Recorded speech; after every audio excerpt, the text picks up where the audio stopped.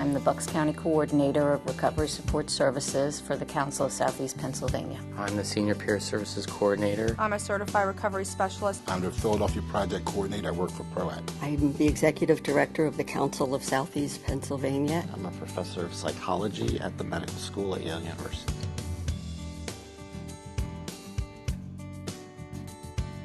To integrate peers within our organization, we turned our organization upside down. The behavioral health system has really been contaminated by an us and them view of the world. There are those of us who are normal and those of them who have mental illnesses, who have addictions, who have both mental illnesses and addictions, and they've been viewed really as a separate and inferior class of people.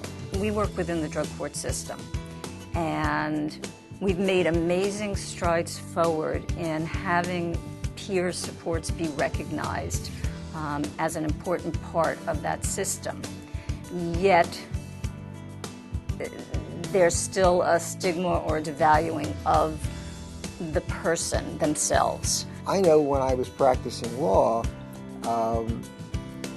we had secretaries, obviously, that did a lot of the work. And then eventually we got paralegals. And it took a while before paralegals were accepted by other attorneys, by the court system as a valuable resource. And I can see a similar type of path with regard to certified recovery specialists. I think it's new. I don't think that they fully comprehend the resources that the certified recovery specialist brings to the table. Being a provider and being a client are roles, they're not people. A person can be both a client and a provider. In most aspects of life, dentists might have their own dentists, and primary care physicians hopefully see primary care physicians. It's only in behavioral health, because of the history of discrimination, that people assume that if you were a client, you couldn't also be a provider.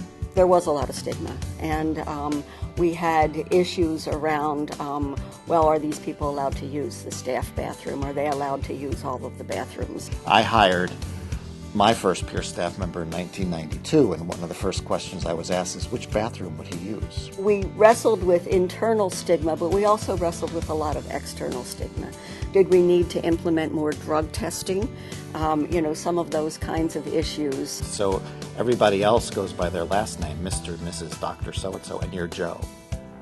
Well, why are you called Joe when everybody else goes by their last name? Well, because we call their clients by their first names. And these are all subtle ways of saying, we still see you as a client. You're not really one of us. You're really still one of them. And that's basically where the discrimination is based on. I go to the drug court team meetings on a regular basis as a representative, as a manager for our recovery support services. There was a particular day where I wasn't able to make it, and I had asked if one of my staff could attend. And I indicated which of my staff I wanted to attend. And that was said to be not a good match for the drug court team meeting. And when I questioned it, I was told that since that individual was a CRS, and since they were knowledgeable about the drug court system themselves from a personal level, they didn't feel it was appropriate for them to sit at the meeting. And to me, that's a huge indication of continued stigma.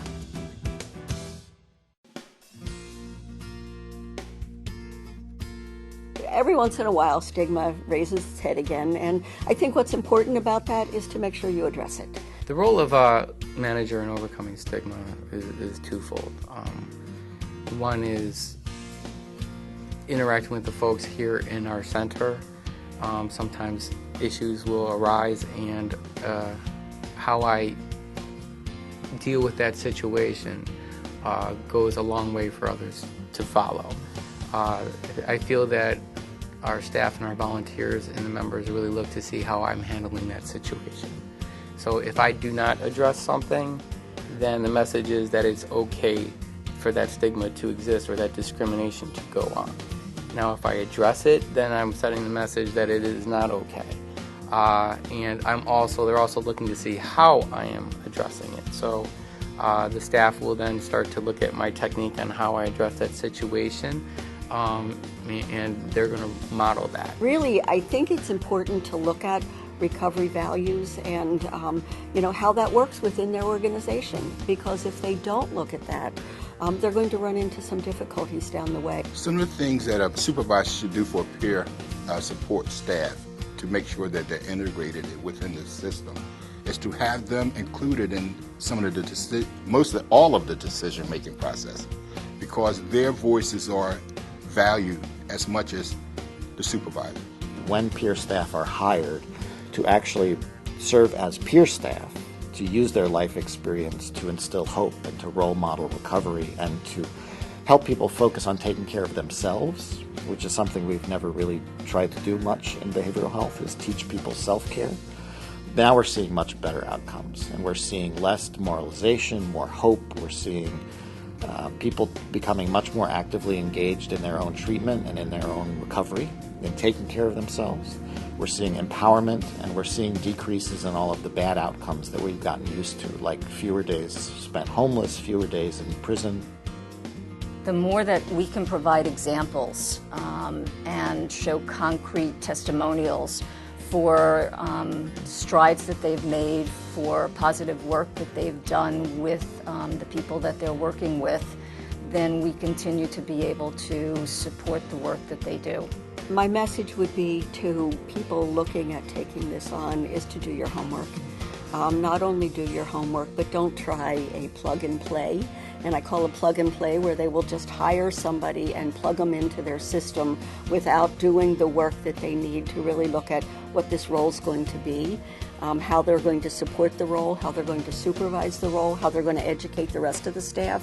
And really, I think it's important to look at recovery values and how that works within their organization, because if they don't look at that, they're going to run into some difficulties down the way. But pre-planning, just like anything else, doing that pre-planning work can lead to great success.